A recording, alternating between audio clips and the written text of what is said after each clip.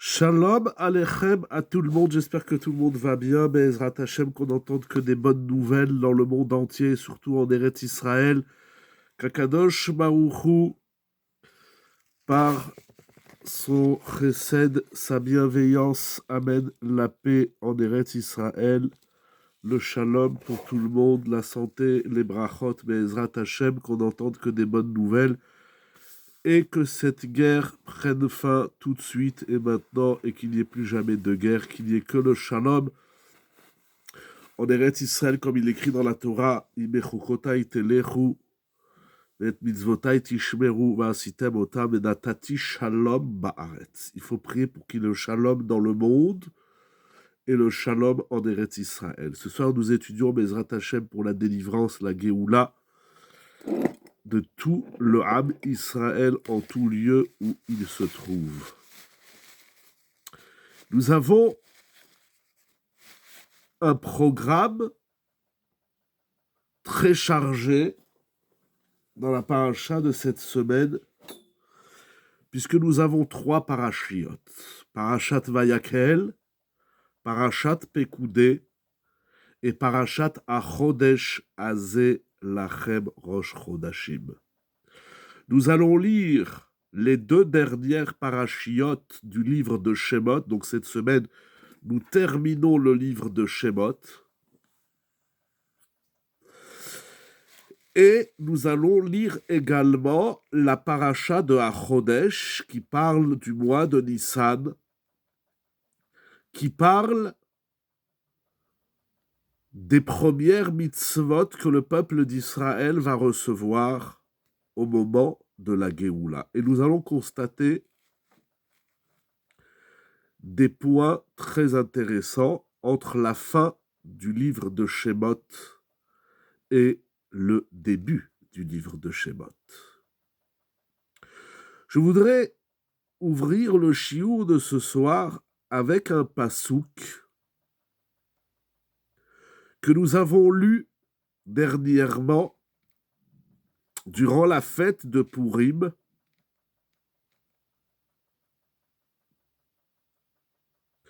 qui se trouve dans la Megillat Esther.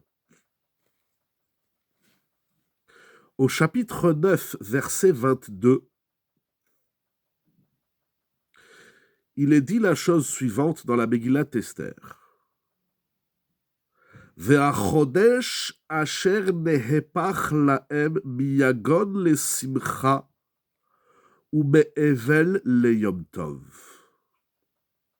Et le mois qui s'est transformé, qui s'est inversé de la peine à la joie, du deuil au jour de fête au Yom Tov.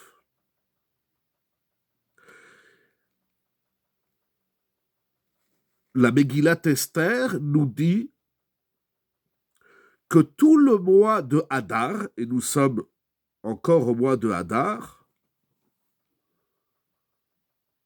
tout le mois de Hadar, le dernier mois de l'année, tout le Chodesh ve'achodesh asher nehepach lahem, tout le mois de Hadar est une période où on transforme, où se transforme le Yagon en Simcha. La peine, le drame en joie. Et le deuil en Yom Tov. Tout le mois de Hadar, peut-être que le point culminant c'est Purim, encore il faut réfléchir, j'ai cherché. Tout le mois de Hadar, en tout cas, est synonyme, pas seulement de Simcha, mais synonyme de transformation du Yagon, de la peine, de la souffrance, du Tsar, de la Tsara, en Simcha. Le mois de Hadar, c'est le mois où on renverse le négatif en positif. Tout le mois de Hadar. Il nous reste à peu près 8 jours, puisque la semaine prochaine, ce sera Rosh Chodesh Nissan.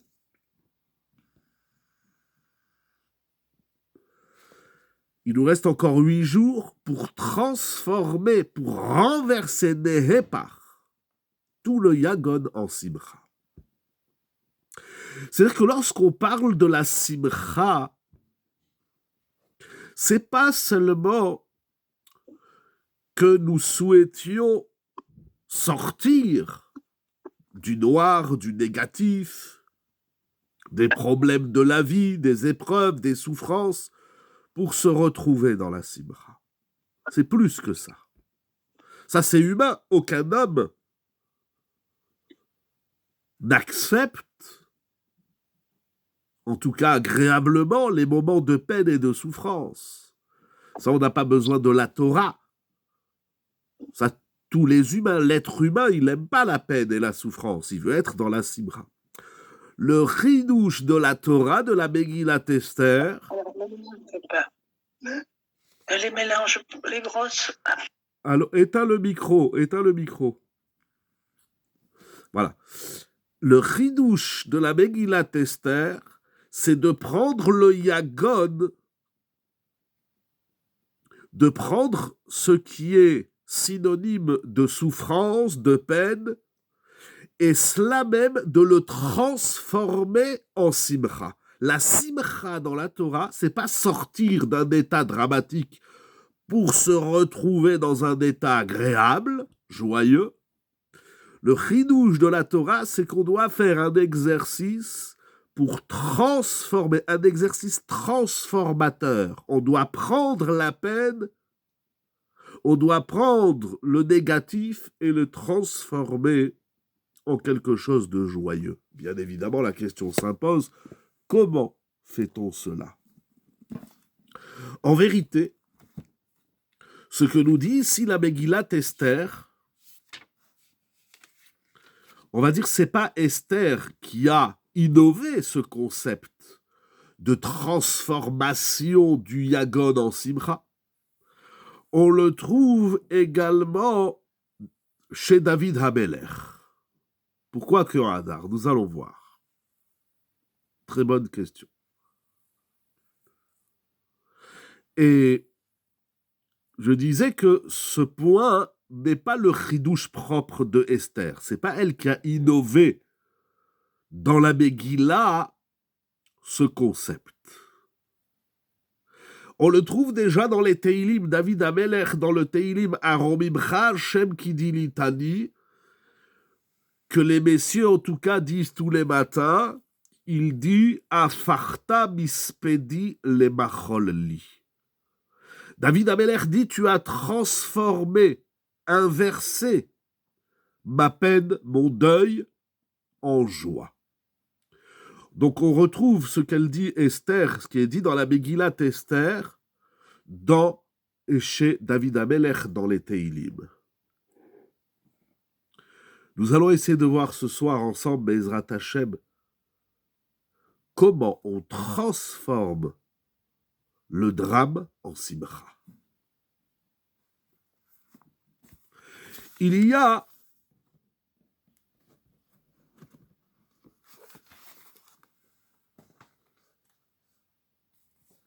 dans la paracha de cette semaine quelque chose d'assez particulier.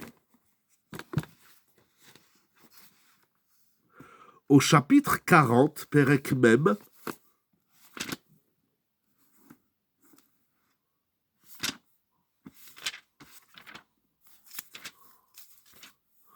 au verset 1 et 2, il est dit la chose suivante. Vaïdaber Hashem el Moshe lemor.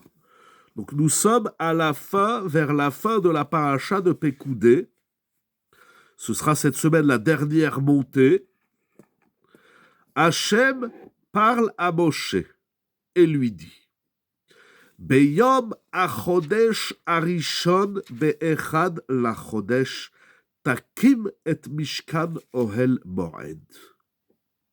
Le premier jour du premier mois, c'est-à-dire le premier Nissan, tu vas élever, tu vas mettre en place le Mishkan, le tabernacle. et Mishkan Ohel Moed. Le Mishkan, le sanctuaire, le premier sanctuaire que les enfants d'Israël vont ériger dans l'histoire, ils vont le construire, ils vont commencer la construction après Kippour, ils vont achever la construction à Hanouka, mais le Mishkan, il sera mis en place Takim. Tu élèveras, tu érigeras, tu mettras en place le Mishkan seulement le premier du mois de Nissan.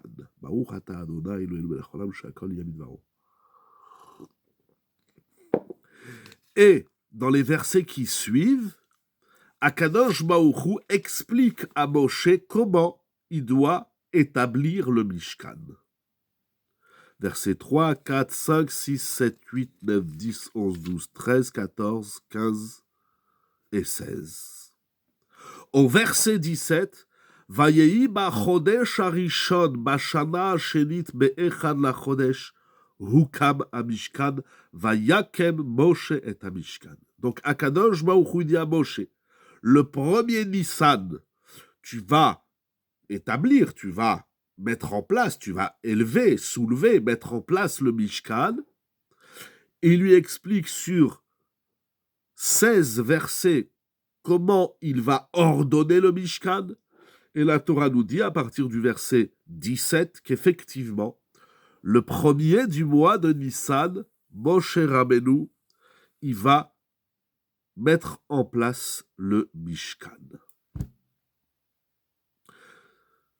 Alors là, c'est très intéressant. Il y a plusieurs points, mais on va essayer d'en pointer un.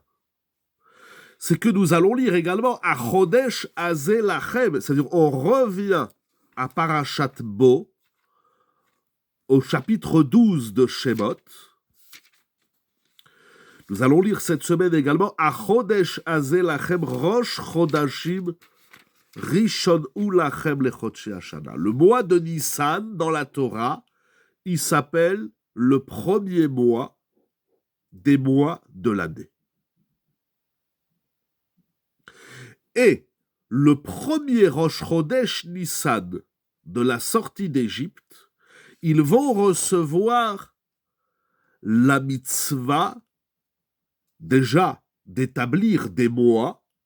C'est la mitzvah de Rosh Chodesh, du renouveau du temps, du renouveau de l'histoire. Ils vont également recevoir la mitzvah du sacrifice de Pessah, de la matzah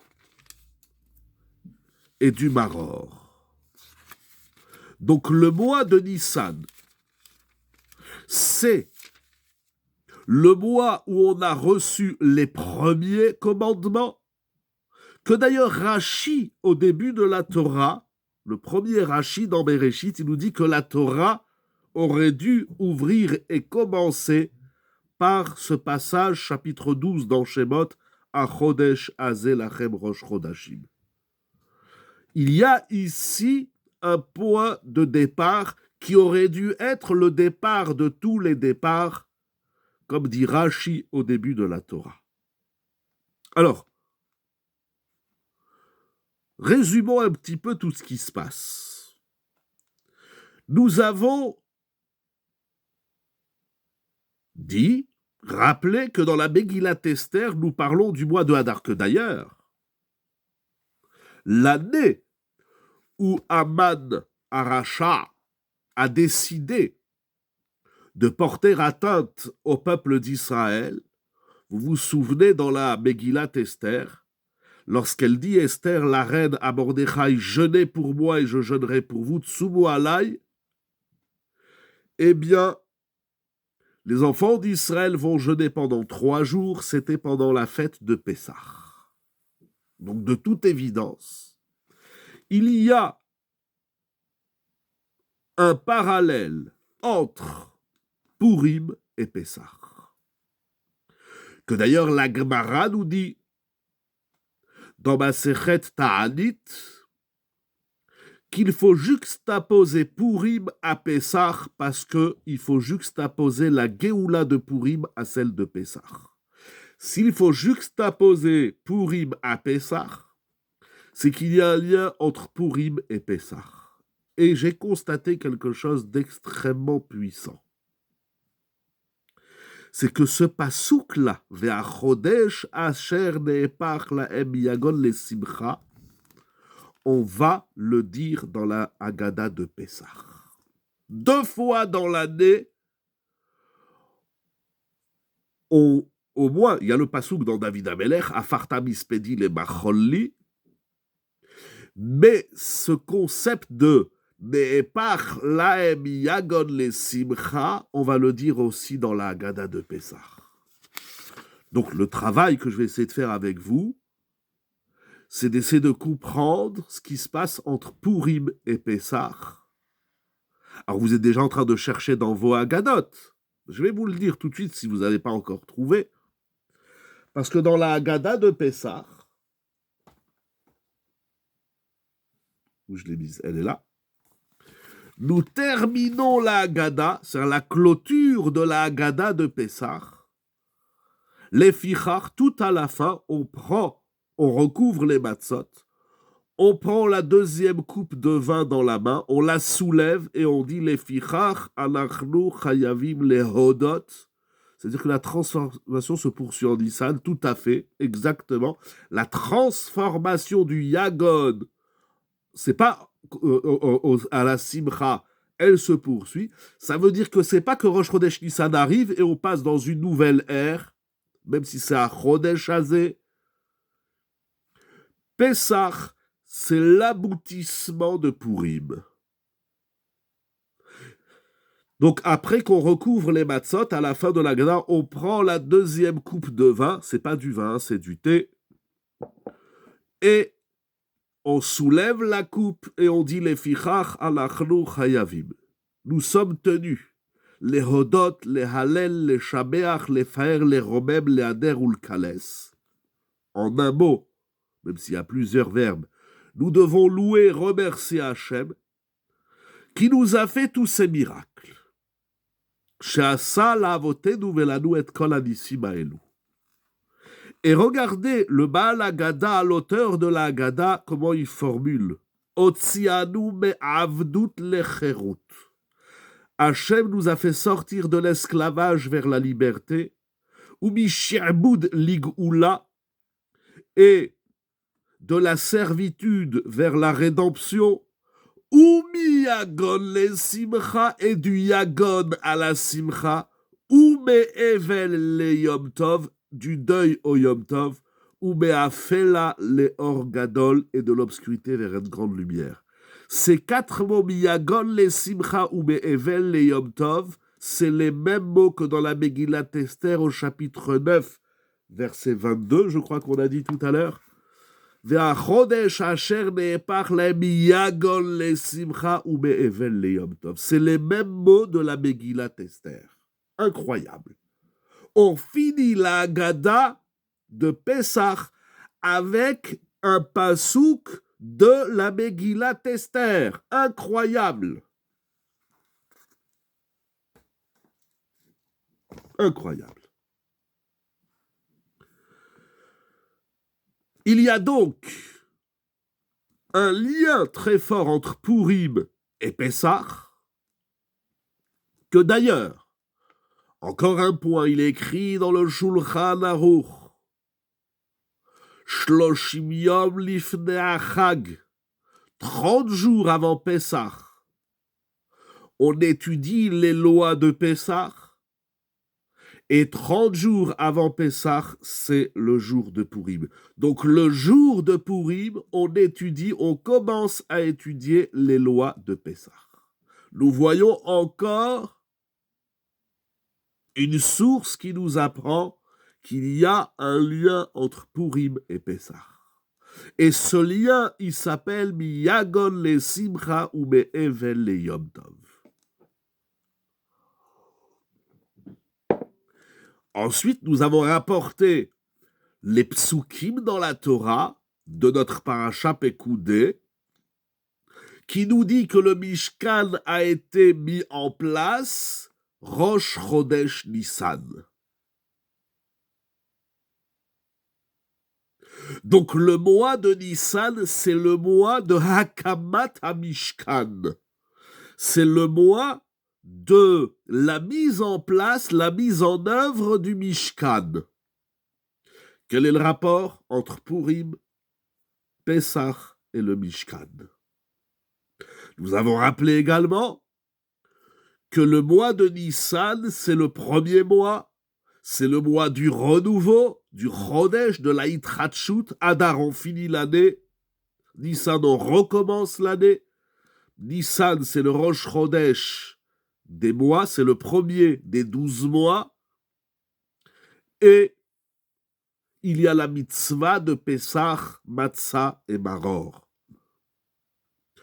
Quel est le rapport entre Purim, Pessah, le Mishkan, Pessah, Matzah et Maror? Et n'oublions pas que Rashi nous dit que la Torah, elle aurait dû ouvrir par le texte qui nous dit « Achodesh Azeh Lachem Rosh Chodashim ». Alors, je ne vais pas vous mentir, j'ai pas une réponse à toute la question, j'ai une réponse partielle.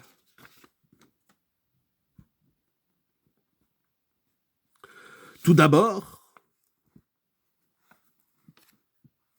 le Ramban Nachmanide, un texte fondamental,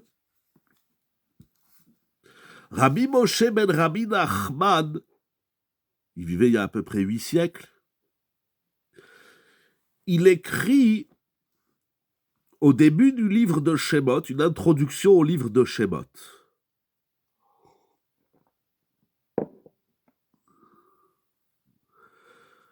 Je vais essayer de le lire directement en français. Si vous avez des textes en hébreu, regardez Shemot. Tout au début, le Ramban, il a écrit une introduction. Après le livre de Bereshit, qui est le livre de la création du monde, du Chidush HaOlam, le monde aussi s'appelle Chodesh, Chidush. Après que dans Bereshit, la Torah nous ait parlé de la création de toute créature et des épisodes de nos ancêtres, alors, il faut s'interroger, dit le Ramban. Le livre de Bereshit commence par la création du monde et se poursuit par les épisodes, vous vous rappelez, de Avraham, Yitzhak, Yaakov et les 12 tribus. Quel rapport il y a entre la création du monde et l'histoire de nos ancêtres? Le Ramban, il a une lecture très intéressante, c'est que dans les 5 livres de la Torah, il faut trouver un rapport, au moins global, entre les différentes parties. Si dans le livre de Bereshit, il y a la description de la création du monde et l'histoire des patriarches et matriarches d'Israël, des pères et des mères d'Israël, c'est qu'il y a un lien entre la création du monde et l'histoire de nos Havot. C'est au-delà de notre temps pour comprendre.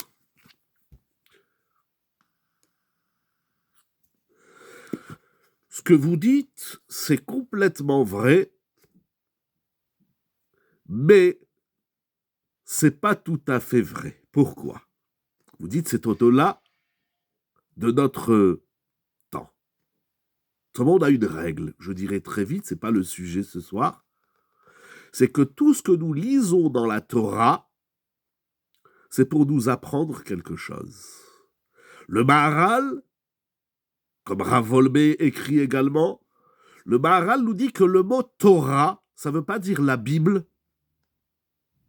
le livre de Dieu, ou je ne sais pas quelle traduction on pourrait donner au mot Torah. La Torah, nous dit le Maharal, c'est Milachon Hora'a. Hora, ça veut dire transmission de principes, d'idées, de concepts. Tout ce qu'on lit dans la Torah, c'est pour nous enseigner des leçons de vie. C'est ça le mot Torah. Torah, ça veut dire Hora'a, désigner, enseigner, transmettre. Et ce qui est très fort, je vais utiliser votre question, ce qui est très fort, c'est qu'on est censé apprendre, tirer des leçons, on va dire comme ça, tirer des leçons de vie, même des passages de la Torah qui nous parlent d'un temps où nous n'étions pas là. Et donc, je ferme la parenthèse par rapport à votre question qui est très importante, c'est un sujet en soi. Par conséquent, le Ramban nous dit que le livre de Bereshit qui nous parle de la création du monde et de l'histoire des Havot et des Imaot, il faut qu'il y ait un lien entre ces deux sujets. Quel lien il y a entre l'histoire de la création? La Torah, c'est pas un roman, c'est pas un livre d'histoire. C'est une Hora'a. Il nous dit le Ramban parce que l'histoire des Havot, Avraham, Yitzhak et Yaakov, Kulam, She'em Ke'en Yetzira Lezara'am. Les Havot, leur histoire, c'est la création de leurs descendants. Il y a la création du monde et il y a la création d'un peuple, une Yetzira, c'est le même mot. C'est-à-dire que la même structure par laquelle Dieu a créé le monde, il a été Yotzer, Vayitzer et Adam, comme c'est écrit dans Bereshit. Il y a Boré, Yetzira, Asiya, mais un des verbes par lesquels Dieu a créé le monde, comme on dit tous les matins, Yotzer Or, Akadosh Baruch Hu, il est Yotzer, Tsuri Vegoali. De la même façon qu'Hachem a créé un monde, eh bien les Havot ont été Yotzer, ont créé un peuple. Ça c'est Bereshit. Il faut approfondir encore ce que dit le Ramban. Après que se termine, que s'achève le livre de Bereshit, qui est le livre de la Yetzira, ça veut dire que tout le livre de Bereshit, si on devait lui donner un synonyme, on l'appellerait le livre de la Yetzira. On ne va pas ce soir parler de ça, c'est un sujet en soi. Après que le livre de la Yetzira, de la création, de la créativité est achevé, il commence un nouveau livre. Voilà. Et donc cet exercice de trouver un rapport entre les sujets principaux du livre que le Ramban il a fait dans Bereshit, il va le faire également dans Shemot. Si le livre de Shemot, grosso modo, les deux parties du livre de Shemot, c'est l'exil de l'Égypte et la sortie d'Égypte. Premier sujet. Deuxième sujet, c'est la création du Mishkan. Alors il faut qu'il y ait un rapport entre Mitzraïm, l'entrée et la sortie en Égypte, et la création du Mishkan et l'érection du Mishkan. Et il dit le Ramban quelque chose d'incroyable. Le livre de Shemot traite du premier exil, Hagalut Harishon, ou Begeoula Mimenu, et la sortie, la liberté de ce premier exil.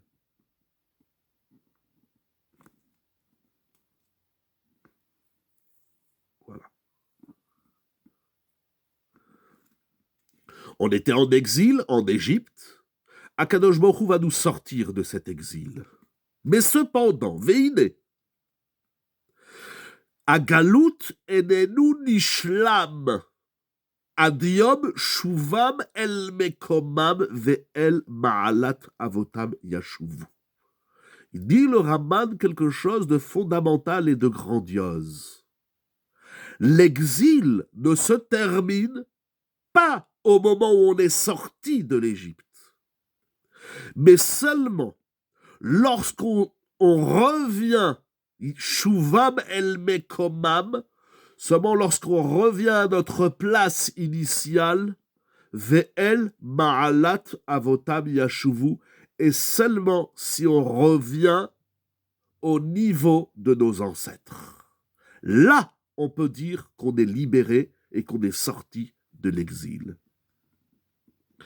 Et donc, lorsqu'ils sont sortis d'Égypte, Kesheyatsu Mitzrayim, continue le Ramban, bien qu'ils ont été libérés de la maison de l'esclavage, donc on est sorti d'Égypte, maintenant on est dans le désert, on a encore un statut d'exilé, parce qu'ils erraient dans le désert et ils étaient sur une terre qui n'était pas la leur.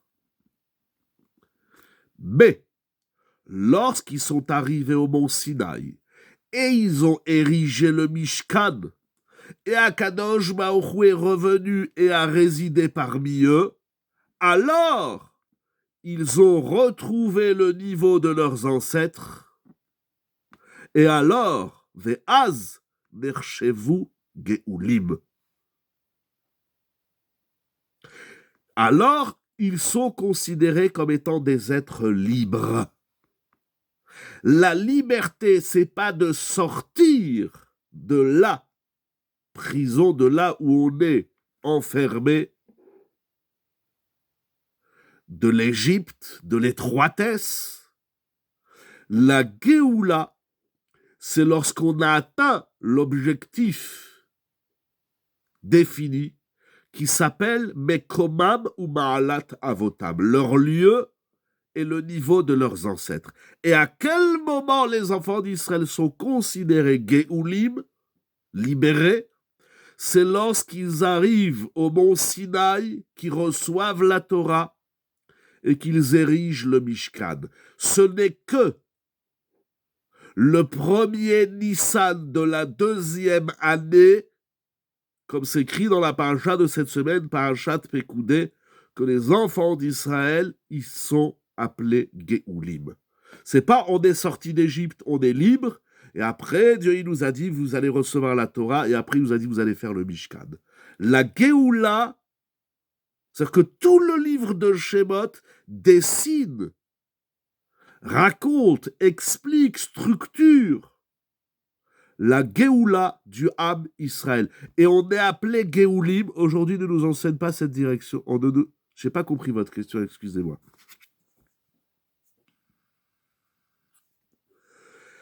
Si vous voulez prendre le micro, oui. Simplement dire qu'aujourd'hui, nous allons dans un sens qui n'est pas celui du retour au niveau de nos ancêtres. Pourquoi vous dites ça? Parce que ce n'est pas le sens dans lequel va notre peuple aujourd'hui, j'entends. Vous voulez dire c'est pas ce qu'on enseigne ou c'est pas ce qui se passe? Ah non, non. Non, j'ai dit c'est pas ce qui se passe, pas ce qu'on enseigne. C'est pas ce qui se passe. Alors, qu'est-ce qu'on va dire sur votre question? Vous dites c'est pas ce qui se passe. Je vais vous dire comment dirais-je? C'est peut-être pas ce qui se passe au niveau total de tout le peuple d'Israël.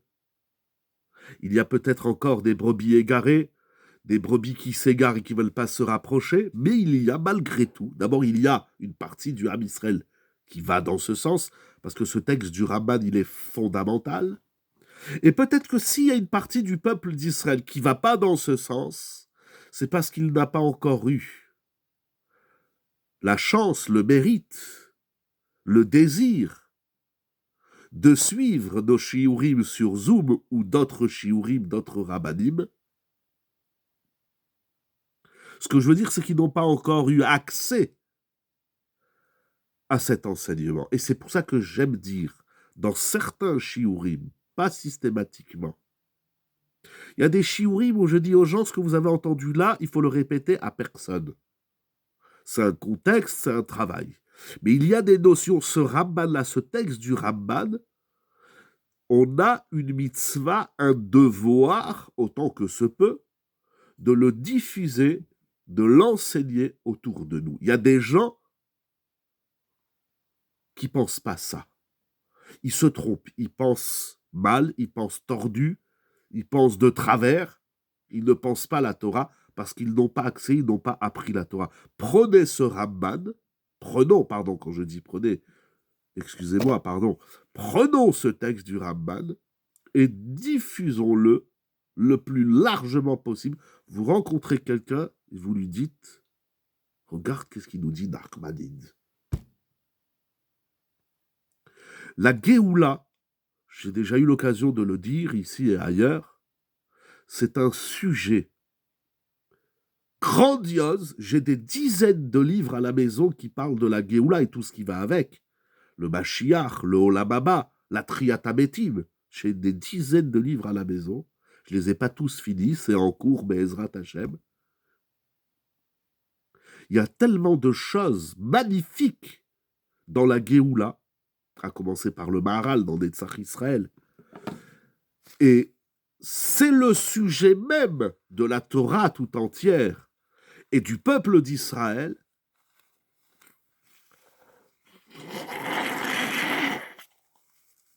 Excusez-moi, pardon. Et malheureusement, ce n'est pas un sujet qu'on étudie suffisamment en profondeur. Pourquoi ? Le peuple d'Israël a été marqué par de nombreux drames dans son histoire, l'Inquisition, la Shoah, en ce moment depuis le 7 octobre. J'aime pas dire le 7 octobre, c'était Simchat Torah. Et toutes les guerres que le peuple d'Israël a subies, et tous les drames, et toutes les inquisitions, et toutes les Shoahs. Et à chaque fois, bien évidemment, on a ramené, il y a eu la destruction du premier temple, du deuxième temple, etc., toute l'histoire. Et il y a à chaque fois l'exercice de relier cela au concept Galout et Géoula, exil et rédemption. Mais le problème, c'est qu'il y a des gens dans notre peuple, mais je n'aime pas critiquer, mais c'est dans l'histoire et encore aujourd'hui,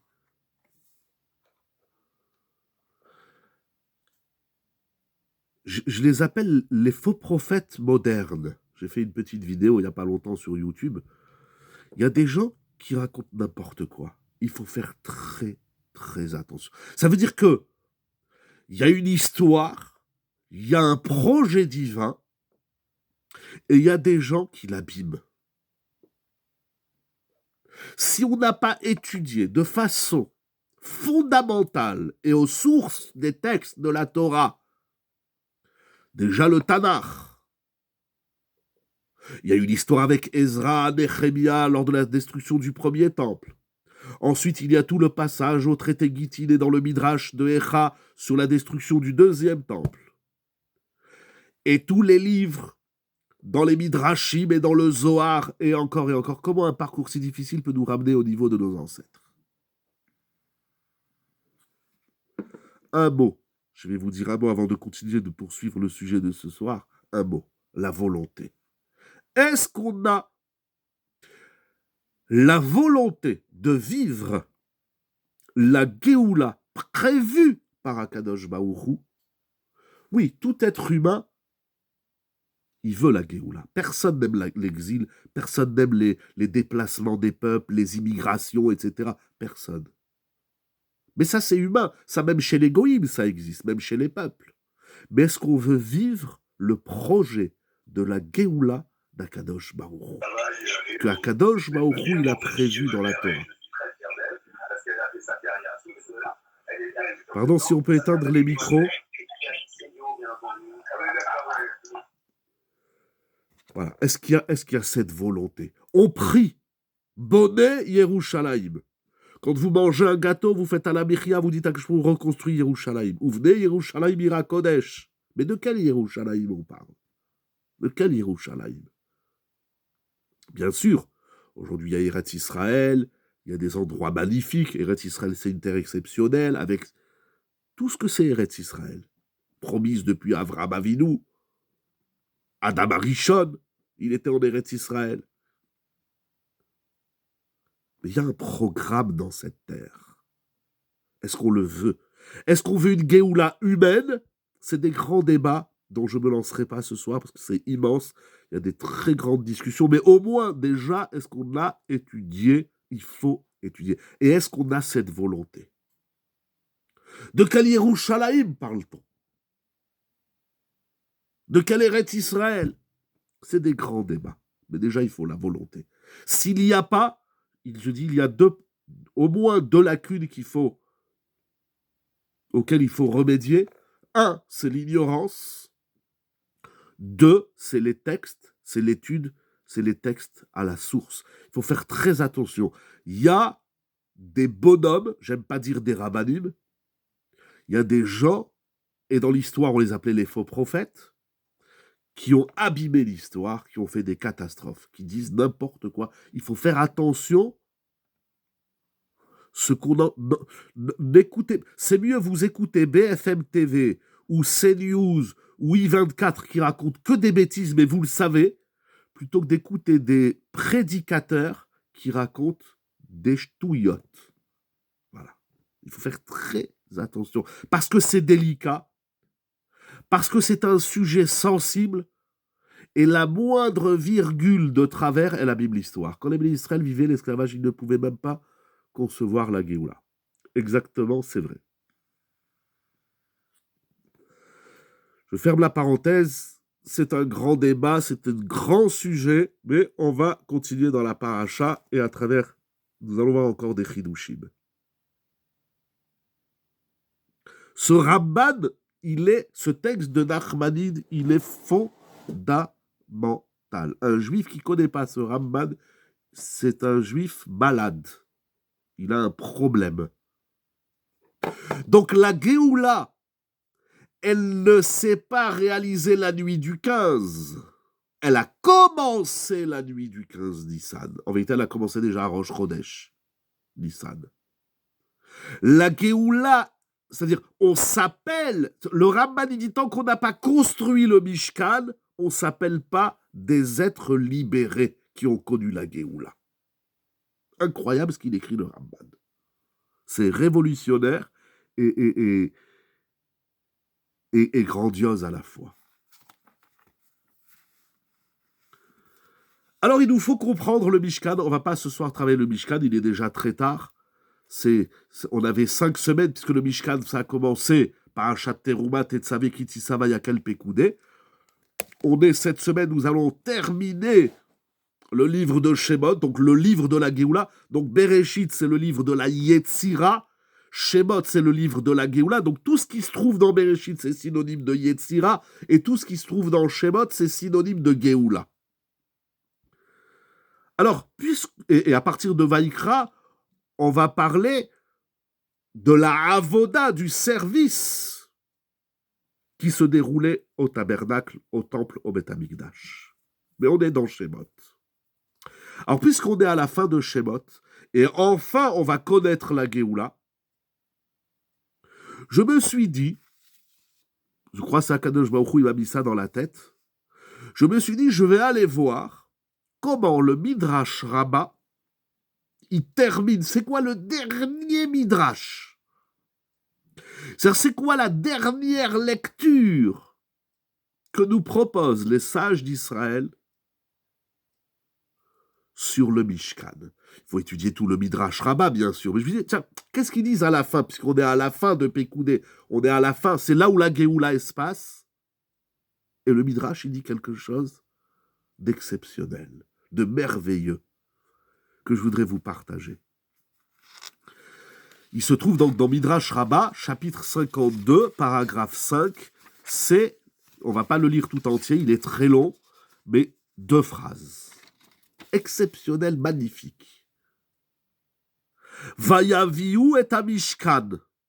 Il est dit, le Midrash nous ramène un pasouk dans Shira Shirim qu'a dit Shlomo HaMelech. D'ailleurs, la nuit du Seder, il y en a qui ont l'habitude de lire Shira Shirim, qui parle de la sortie d'Égypte, de la Géoula, etc. Tsena urena benot Tzion. Sortez, regardez les filles de Tzion. Tzion, c'est le Beth Amikdash, c'est Yerushalayim. C'est-à-dire, sortez, venez voir Bamelech Shelomo, le roi Shlomo, Baatara Sheitera Loimo, de la couronne que sa mère a confectionnée. Venez voir les filles de Tzion, la couronne que porte Shlomo Amelech, que sa mère lui a confectionnée. Beyom Chatunato ou Biom Simchat Libo. Le jour de son mariage et le jour de la réjouissance de son cœur. Il dit le Midrash, ce pasouk dans Shira Shirim est Matai Ne'emar à pasouk azé. Quand, c'est-à-dire sur quelle période de l'histoire se rapporte ce verset de Shira Shirim, chapitre 3, verset 11. Et Matai Ne'emar à pasouk azé. Et il dit le Midrash, Beyom Shehamad Amishkan. Le jour où le Mishkan, c'est dans notre parasha, parashat Pekudei Rosh Chodesh Nissan, que ce verset s'apparente. Ce verset-là, qui parle du jour de son mariage et de la réjouissance de son cœur, il parle de Rosh Chodesh Nissan, le jour où le Mishkan a été érigé. Pourquoi? She'aita simcha gdola be'Israël, she'akadosh baruch hu shoreh etzlam. Parce que les enfants d'Israël, ils ont atteint une grande joie du fait qu'Akadosh baruch hu a résidé parmi eux. Le Mishkan exprime, témoigne la simcha gdola du peuple d'Israël. Et il continue le Midrash. Il va expliquer tout le pasouk. C'est une question de temps. Il faut toute une nuit pour étudier ce Midrash. Beyom chatunato bamishkan. Le Mishkan, c'est le jour du mariage, de l'union entre Akadosh baruch hu et le peuple d'Israël. Ou Biom Simchat Libo est le jour de la réjouissance de son cœur. Bebet Hamikdash, c'est la construction du temple, du Bet Hamikdash, en Eretz Israël, à Yerushalayim, Ira Kodesh. Ou Sheibane Akadosh Baruch Hu et Yerushalayim, et lorsque Akadosh Baruch Hu reconstruira la ville de Yerushalayim, ou Machzir Letocha et Kol Asimcha, il va nous ramener à toute cette simcha. Sheneemar, comme il est dit, Ki nicham Adonai Tzion, nicham kol chorvotea, vayasem midbara ke'eden, ve'arvata kegan Adonai, sason ve'simcha imatseba, toda ve'kol zimra. Et sason et simcha, on le trouve aussi dans la Megillat Esther. Lorsqu'Akadosh Baruch Hu reconstruira très vite, nous espérons, le Bet Hamikdash à Yerushalayim, alors toute la simcha reviendra à Yerushalayim et pour le Ham Israël. Le Mishkan, le tabernacle, c'est l'expression de la simcha gdola. Il y a simcha et il y a simcha gdola. J'ai envie de dire que simcha gdola, la grande simcha, c'est ça le Nehepach miyagon, les simcha. Qu'est-ce que ça veut dire?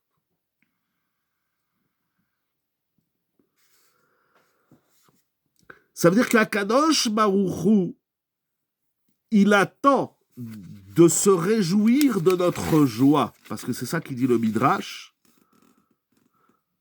Sha'ita simcha gdola be'Israël, alors que le pasuk qui parle d'Akadosh Baruch Hu, Sha'akadosh Baruch Hu shoreh etzlam. La simcha, c'est lorsque on accède à quelque chose de divin. La simcha, il y a plein de psukim il reste pas beaucoup de temps. La simcha, c'est l'expression de quelque chose d'existentiel chez l'être. C'est son rapport au divin. Vous savez, je me permets de vous parler du cœur. J'ai dit plusieurs fois dans les shiurim... Ah pardon, excusez-moi, j'ai pas eu le temps de voir la remarque que vous avez envoyée, si vous voulez la renvoyer. La simcha, exactement. La simcha, c'est lorsqu'on se surpasse et qu'on accède au divin. Exactement. Ça, c'est la simcha. Ça, c'est le né parmi Yagon les simcha. Le Yagon, le vrai Tsahar, la vraie Tsara, le vrai égarement, la vraie galoute du peuple d'Israël, c'est lorsque on n'est pas en symbiose c'est avec Akadosh Baruch. La simcha, c'est l'expression de la neshama. Je disais, j'ai l'habitude de dire, parce qu'on aime bien dire qu'on a l'habitude de dire, que lorsqu'on est dans la Torah et les mitzvot, lorsqu'on est ce qu'on appelle aujourd'hui un ben Torah, quelqu'un qui représente la Torah, qui pratique la Torah, qui est religieux, comment on accède à cette symbiose? On va voir, on va essayer de voir. Il ne reste pas beaucoup de temps, c'est vrai. Mais,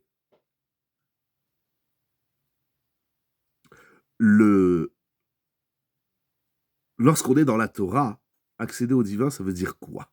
Voilà. Il faudra revenir parce qu'il est très tard, mais Ezrat Hashem, c'est un immense sujet. Je disais donc que la simcha, oui, quand on est dans la Torah, on pratique, on est religieux, comme ils disent les gens. Quelle insulte, on n'est pas des religieux, chas v'shalom. Lorsqu'on pratique la Torah, lorsqu'on va à la découverte d'Akadosh Baruch Hu à travers la Torah, à travers les mitzvot, les gens ils disent, depuis que tu es devenu religieux, les religieux, je les trouve austères. Disons que c'est pas vrai, on s'en fout, mais voilà comment les gens ils nous regardent. Et il y a une part de vérité dans ce qu'ils disent. Il y a des gens, ils font la Torah, mais ils sont pas heureux. Ils n'ont pas de simcha. Il n'y a rien qui... Voilà, c'est sec, c'est yavesh, et c'est très grave. Quand on est dans la Torah, c'est assour. La pire avéra, c'est écrit dans les livres, la pire faute, c'est d'être triste, c'est d'être mélancolique, c'est d'être dans la hatzvout. On n'a pas le droit. Mais pourquoi on n'a pas le droit? Comment je fais? Je suis pas bien. Débrouille-toi. Mets-toi dans la Torah. Étudie. Découvre. Moi, quand je lis ce Ramban chaque année, je ne sais pas si je l'ai bien transmis tout à l'heure, mais je suis heureux. D'abord, j'oublie le monde entier. Et je voudrais que le monde entier y rentre dans le Ramban. Au lieu de s'envoyer des missiles, au lieu de s'envoyer des bombes dans la gueule.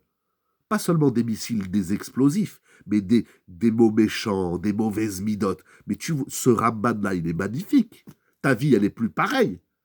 Ce Midrash qui nous dit que le Mishkan, et d'ailleurs au Mishkan, vous vous rappelez, je le ramène chaque année à Vaïkra, ce que j'ai lu dans le livre. J'ai oublié comment il s'appelle ce livre, il est là-bas. Otsar, purée. Que au Beth Amikdash, il y avait les Lévi'im qui jouaient de la musique avec des instruments de musique. Pourquoi? Parce que c'est écrit dans les Sfarim Akdoshim que lorsque tu viens au Beth Amikdash pour amener un sacrifice parce que tu as fait une faute, tu es triste. J'ai fait une faute.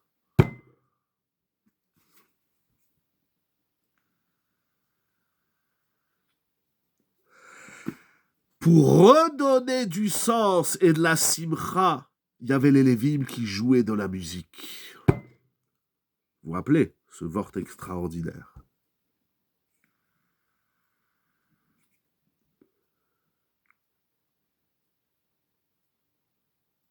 J'essaie de me rappeler un commentaire sur la Haggadah, mais il m'échappe là. Bon, si ça revient, je dirai. Voilà. Soyons honnêtes. On n'est pas bien, on a des soucis, il y a des gens qui ont des épreuves, il y a des gens qui ont du yagon, qui ont des drames, etc. On nie pas tout ça. On nie pas. On nie pas. Comme les gens disent, c'est une réalité. La pauvreté, la maladie, la guerre, les problèmes de Shalom Baït, les problèmes de Chinour. Il y a quelques dames, vous êtes sur le groupe de Chinour. Tout le mérite de cette Parisienne qui a fait ce groupe.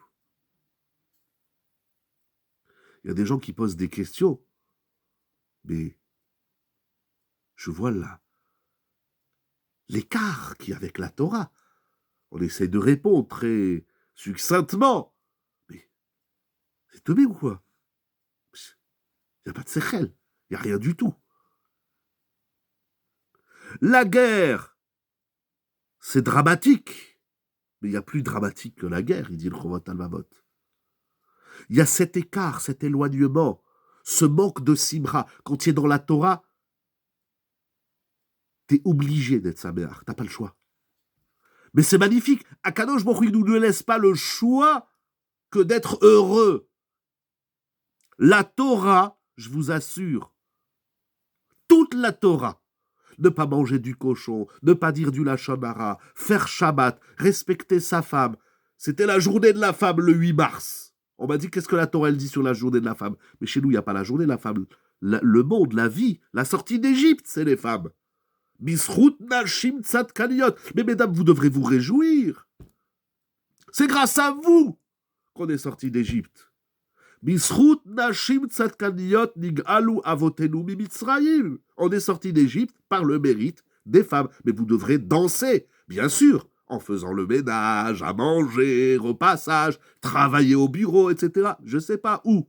Mais la femme, elle est la source de la Géoula. C'est écrit dans la Gemara, le Talmud, il ne se cache pas, il n'a pas peur de dire que c'est grâce aux femmes qu'on est sorti d'Égypte. Bisrout nashim tzadkaniyot. Les femmes, elles n'ont pas fait le veau d'or. Vous devrez danser. Nous, les hommes, on est idiots, on a fait le veau d'or. Mais il n'y a pas un texte dans la Torah, une mitzvah. C'est vrai, elles sont dures. Mais Rav Wolbe, il dit quelque chose d'énorme. Il écrit plusieurs fois dans Aléchour. Comment on fait ce travail? Il y a plein de livres qui nous aident, le Rambam, Rabbi Moshe Cordovero, Veod. Mais Rav Wolbe dit quelque chose d'énorme. La Torah, toute la Torah, l'étude, la pratique, les midot, tout ce que vous voulez, tout ce qui s'appelle, comme on dit aujourd'hui vulgairement, judaïsme. Il y a du jus de pomme et il y a du judaïsme. Toute la Torah, elle est synonyme de l'Ema Alamina Teva. Il faut surpasser quelque chose qui s'appelle les lois figées de la nature. Akadosh Baruch Hu, il ne veut pas que tu dises du lachon hara. C'est-à-dire que tu dois faire un travail avec ta nature qui a envie de dire du lachon hara. Akadosh Baruch Hu, il t'a dit ne mange pas du cochon, tu dois faire un travail. Ah, mais ça me frustre. Mais comment la Torah, elle peut te frustrer alors que la Torah, elle est synonyme de simra? Comment peut-on se jouir face à ces juifs qui ne veulent pas? Devant des juifs qui ne veulent pas, il faut leur montrer une seule chose. Que nous, quand on fait dans la Torah, quand on est, quand on vit, et quand on fait la Torah, on est plus heureux que vous. Et c'est ça qui va les titiller, qui va les faire réfléchir. Lui, avec sa belle bagnole, sa belle villa et son beau compte en banque, il croit il est saméach, il va voir quelqu'un qui n'a pas une belle voiture, qui n'a pas une villa de rêve hollywoodienne et qui n'a pas un compte en Suisse, et il est plus joyeux que lui.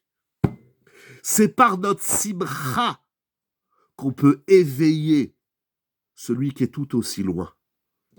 Parce que l'erreur fondamentale de la Torah, c'est ceux qui croient que la Torah, ça rend triste et ça crée des frustrations. C'est vrai qu'il faut un travail qui est au-dessus du Teva. Mais parce qu'au-dessus du Teva, il y a quoi? Il y a le bon Dieu, il y a Akadosh Baruch Hu, il y a le divin. Akadosh Baruch Hu, tu ne vas pas le trouver dans le Teva, parce qu'Akadosh Baruch Hu, il est caché dans le Teva. Teva, c'est la nature, le monde. Akadosh Baruch Hu, tu ne vas pas le voir dans les missiles. Non, Akadosh Baruch Hu, on est le monde qui cache le divin. Tout ce qui se passe dans le monde. Olam, ça veut dire caché. Parce que le monde cache le divin. Il faut sortir du monde. Comment on sort du monde? C'est quoi sortir du monde? Ça veut dire Mitzrayim, c'est-à-dire qu'il ne faut pas s'enfermer. Et vous savez, je voudrais terminer avec 2 points. D'abord, vous voyez ma Agada, où je l'ai mise. D'abord, elle est là. On finit, vous savez, dans cette bracha, dans cette Agada de Pessah. C'est dommage parce qu'à la fin, on bâcle. Au début, on est là, on va dire 300 explications sur Al-Ahmania, et à la fin, on n'en peut plus. Mais dans ce passage que j'ai commencé tout à l'heure, les Fichach Anachnu Chayavim Leodot, qu'Akadosh Baruch Hu nous a sorti du Yagon à la Simcha, on commence le Hallel, Alléluia, Alléluia, Avdei Hashem, Alléluia, Etchem Hashem, etc., Betzet Israël, Mitzrayim. Regardez la bénédiction, regardez comment on conclut la Haggadah. Baruch ata Hashem Elokeinu melech haolam. Mais quand vous faites le Seder, dansez, sourions, chantons. Le Seder, ça doit être un moment d'éclatade, de simcha. Parce que simcha, c'est synonyme de Géoula. Lorsqu'on est triste, c'est qu'on est enfermé. Tsara, le mot tsara tzadik, resh he, qui veut dire peine, qui veut dire difficulté, qui veut dire problème, ça vient de Mitzrayim. La racine de Mitzrayim, c'est tsara. Et la Géoula, c'est synonyme de simcha. Quand on est en mode simcha, on est libéré. Et on dit Asher Galanu, Hachem il nous a libérés. Et c'est quoi la Géoula? On va pas tout lire, mais vous allez voir dans cette bénédiction, Semechim bebinyan irach, Vesasim ba'avodatach. Ça veut dire qu'on est joyeux, on veut se réjouir de la construction de la ville de Yerushalayim Ira Kodesh. Vesasim ba'avodatach. Et on est heureux de servir Akadosh Baruch Hu avec un tzitzit en laine en été, avec une perruque ou un foulard toute l'année, avec des chaussettes quand il fait chaud. Eh bien, au lieu de tirer la tronche, au lieu de faire la tronche, on doit être sa mère. Pourquoi? Parce qu'on sort de ce qui nous enferme, de ce qui nous emprisonne. Le monde est une prison, Rabotaï. La naissance, c'est venir dans un monde qui nous emprisonne. Il faut penser comme tout le monde, il faut s'habiller comme tout le monde, il faut aller là où tout le monde va. C'est pas ça l'histoire de l'homme. L'histoire de l'homme, c'est la simcha. Et toute la... On le dit, vous allez le dire, tout le monde va le dire. Nous allons tous le dire. Vesasim ba'avodatar. Le sasson. Il y a plusieurs niveaux de simcha. On n'a pas le temps ce soir. C'est encore un autre sujet d'expliquer. Sasim ba'avodatar. Mais yagon les simcha. C'est-à-dire que quand on fait la avodat Hashem, on doit être heureux, avec le sourire. Les nérotes avant Shabbat, c'est pas « Allez, vite, vite, c'est Shabbat, dépêchez-vous !» C'est pas comme ça qu'on parle, elle dit la Gemara. C'est Beni Chouta, c'est Shabbat. Pessah, ça doit pas être des moments de dispute. Et nous, on a la coutume de manger du riz. Un jour, un bonhomme, il m'a dit « Chez nous, on a l'habitude de manger du riz à Pessah. Ma femme, chez elle, il ne mangeait pas du riz. J'ai dit à ma femme, fais-moi du riz, elle ne veut pas. D'abord, elle est teubée, je m'excuse, elle a un problème dans sa cervelle. Ton mari veut du riz, fais-lui du riz. Tu veux pas le manger, ne le mange pas. Mais il me dit, moi, je veux du riz. Mais lui, je lui ai dit, fais-toi le riz, ta femme, elle ne veut pas le faire. Alors, elle a un problème, toi aussi, tu as un problème. Mais j'ai dit, mais je ne comprends pas. Alors, il me dit, on fait quoi? On mange ou on ne mange pas? J'ai dit, mais c'est pas ça le problème, si on mange du riz ou pas. C'est pas ça le problème. C'est pas essentiel, on s'en fout, qu'est-ce qu'on mange? Je mange de la matzah et zéou, d'amour et d'eau fraîche. L'essentiel, c'est la simcha dans ton couple. Tu es prêt à bousiller ton couple pour une assiette de riz, ribono shel olam, mais il faut être complètement... Et elle est où la cervelle? Galut adat. C'est ce qu'on appelle l'exil de l'esprit. Il n'y a pas de da'at. J'ai déjà dit, le QI du monde, il vole pas très haut. Il est très, très bas, au ras des pâquerettes. Il faut que ça évolue un peu dans la cervelle. Qu'est-ce que tu t'en fous? Tu déranges un rave pour savoir si on mange du riz ou pas. Mais c'est pas ça l'essentiel. L'essentiel, c'est que tu sois heureux dans ton couple. Mange du riz, mange pas du riz. Ça change quoi? Qu'est-ce que tu bouffes dans ta vie? L'essentiel, c'est qu'il y ait de la simcha dans le couple. Simcha babaït, comme il dit Rav. Yitzhak Zilberstein, Moray et Rabotai. Il dit, Rav, Moshe Steinbourg s'est rapporté dans la Haggadah Vayeged Moshe qu'un ami, je ne sais pas s'il veut que je dise son nom, sinon je peux le dire, qui m'a ramené d'Eretz Israël et merci beaucoup. Rav Moshe Steinbourg, il dit quelque chose de magnifique, j'ai beaucoup aimé. Il dit, vous savez pourquoi on doit boire 4 coupes de vin à Pessah? Pourquoi il faut boire du vin? Parce qu'il faut être Bessimcha. Et le vin veyaïn, Yesamach leva venosh. On commence le soir du Seder avec une coupe de vin pour se réjouir et on finit le Seder pour se réjouir. Alors vous avez vu, donc ça veut dire que la Simcha, elle est synonyme de Géoula. La Tzara, le Yagon, c'est la Galoute. Voilà. J'ai encore beaucoup de choses à dire autour de la Simcha. Alors vous avez vu, j'ai pas tout répondu, je vous l'ai dit depuis le départ, mais la Simcha, elle commence au mois de Hadar et elle se poursuit pendant Pessah. Pessah, c'est la fête de la Simcha. Je vous l'ai montré dans les textes. Le Mishkan, c'est la Géoula. Pourquoi? Parce que le Mishkan, c'est la Simcha. Parce qu'on sort de quelque chose qui nous enferme, qui nous met dans le Olam. Il faut sortir un peu du Olam. Il faut arrêter de penser comme tout le monde, de vivre comme tout le monde. Akashvrouk nous a donné une Torah. Comment il a dit à Aman? Qu'est-ce qu'il a dit à Aman?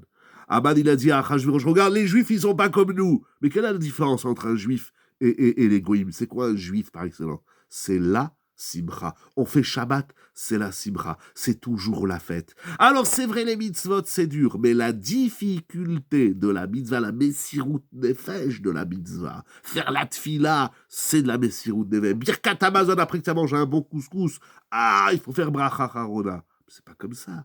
Tu dois être saméar. C'est vrai que c'est dur. La Torah, c'est très dur. Très, très dur. Pessah, c'est compliqué. Ouais. Pessah, combien c'est dur, Pessah.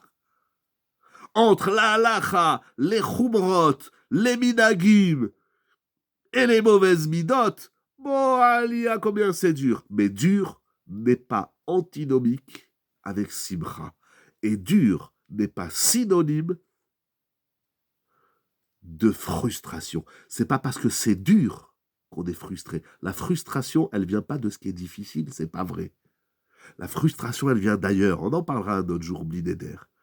Bon, Rabotai, voilà, c'est ce que je voulais partager avec vous ce soir. Bezrat Hashem, développons, continuons de développer la Simcha. Et la Simcha, ça veut dire se coller à Dieu. Mais vous avez dit, c'est quoi se coller à Dieu? Se coller à Dieu, ça veut dire aller à la découverte du divin. C'est sortir du Olam, c'est sortir de l'Égypte, c'est sortir de notre étroitesse et de notre petitesse d'esprit, critique, jamais content, toujours comme ça. Non, la Simcha, c'est s'ouvrir, c'est la Géoula, c'est la Neshama. C'est ça, le message que je voulais partager avec vous à travers la paracha, à travers le Midrash et à travers la Haggadah de Pessah.